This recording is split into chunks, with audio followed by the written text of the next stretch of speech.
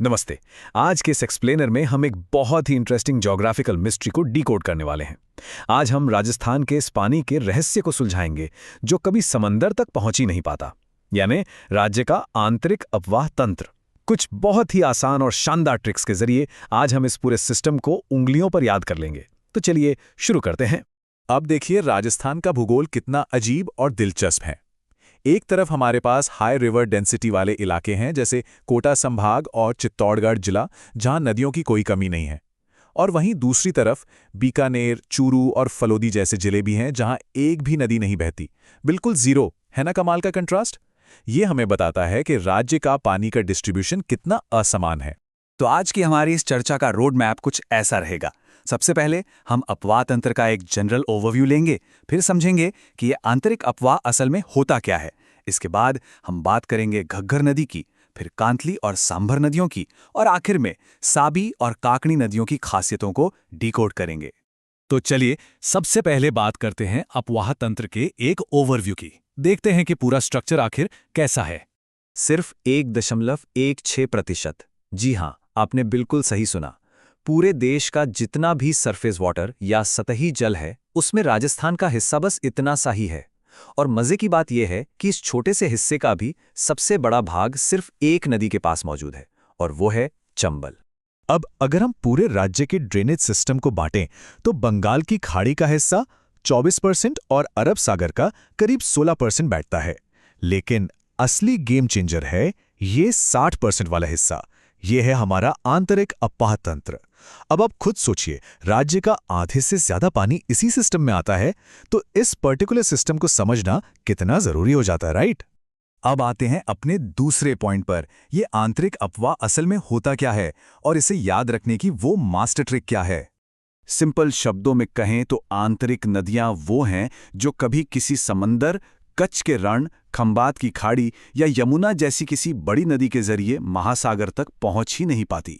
ये रास्ते में ही किसी अंतर्देशीय झील में मिल जाती हैं या फिर मैदानी इलाकों में ही सूखकर गायब हो जाती हैं। इसीलिए इन्हें अक्सर रुंडित नदियां भी कहा जाता है। एकदम सटीक नाम है ना? अब इतनी सारी नदियों के नाम याद रखना थोड़ा ट्रिकी हो सकता है, लेकिन टेंशन की कोई बात नहीं है। बस एक छोटी सी लाइन याद रखनी है, घसामे हो कारू। सुनने में थोड़ा फनी लग सकता है, लेकिन यकीन मानिए ये एक ऐसा मास्टर निमोनिक है जो इन सारी नदियों के नाम आपके दिमाग में हमेशा के लिए सेट कर देगा। चलिए इसे फटाफट डिकोड करते हैं। घ से हो गई अपनी घग्घर नदी, सा से साबी, में से मेंथा और रो से रूपनगढ़।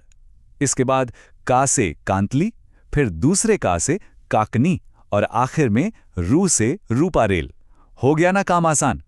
आगे बढ़ते हैं और बात करते हैं इस सिस्टम की सबसे प्रमुख नदी की, यानी घग्गर नदी की, जिसे हम अंतर्राष्ट्रीय शोक भी कहते हैं।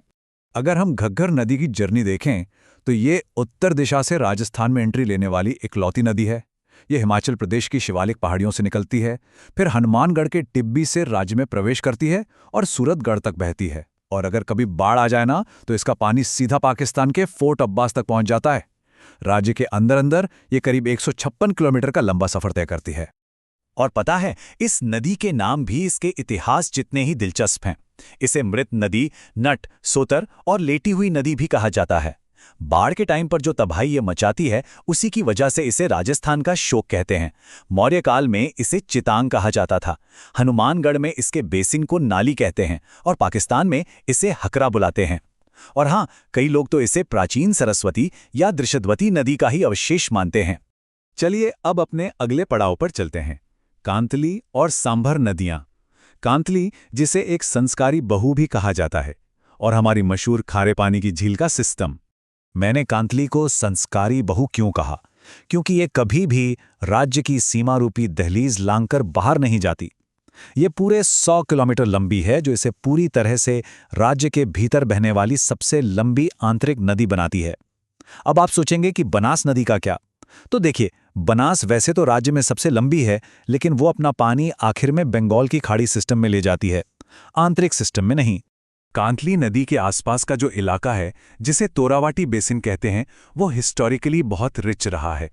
ये सीकर में खंडेला की पहाड़ियों से निकलती है और अपने नाम के एकदम अनुकूल झुंझुनू जिले को बिल्कुल बीच से दो हिस्सों में काटती हुई निकलती है। इसी नदी के किनारे कभी ताम्र युग की गणेश्वर सभ्यता और लौह युग की सुनारी सभ्यता फली फूली थी। अब यहाँ एक बहुत ही महत्वपूर्ण सवाल आता है, राजस्थान की सबसे बड़ी खारे पानी की झील यानी सामर झील, इसमें आखिर कौन-कौन सी आंतरिक नदियां अपना पानी गिराती हैं? सोचिए जरा। इसे याद रखने की भी एक बहुत ही कमाल की ट्रिक है। खारू मेथु खादूसा, बस इतना याद रख लीजिए। इसका मतलब क्या है? सांभर झील में 4 नदियां आती हैं।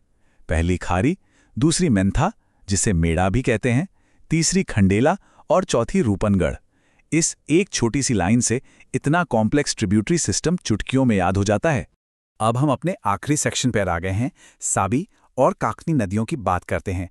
एक थोड़ी विद्रोही है और दूसरी सबसे छोटी।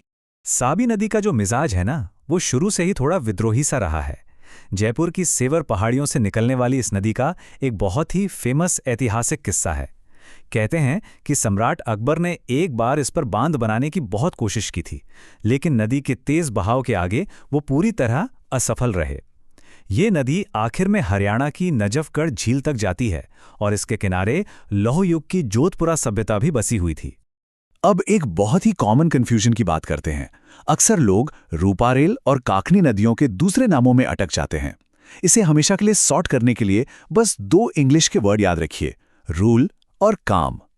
RULE का मतलब हुआ कि रूपारेल नदी का उपनाम है लसावरी और KAAM का मतलब है कि काकनी का उपनाम है मसूरदी। अब इसके बाद आपसे कभी कोई गलती नहीं होगी। और हाँ, काकनी नदी की बात चली रही है तो बता दूं कि इसकी कुल लंबाई सिर्फ 17 से 27 किलोमीटर के बीच ही है, जो इसे राज्य की सबसे छोटी आंतरिक नदी बनाती है। ये जैसलमेर के कोटरी गांव से निकलकर वहीं बुझ झील बना लेती है और बस इसका सफर वहीं खत्म हो जाता है। तो आज हमने देखा कि कैसे मुश्किल से मुश्किल ज्योग्राफिकल डेटा और नदियों के इस विशाल जाल को भी अगर सही तरीके से और कुछ मजेदार ट्रिक्स के साथ मैप किया जाए तो वो हमेशा के लिए दिमाग में छप जाता है। क्या आपको नहीं लगता कि जानकारी को व्यवस्थित करने की ये छोटी छोटी निमोनिक तकनीकें हमारी लर्निंग को कितना पावरफुल और आसान बना देती हैं? आप भी इन ट्रिक्स को अपनी पढ़ाई में जरूर आजमाएं। ज्ञान के इस सफर में हमारे साथ जुड़ने के लिए बहुत बहुत धन्यवाद। मिलते हैं अगली बार।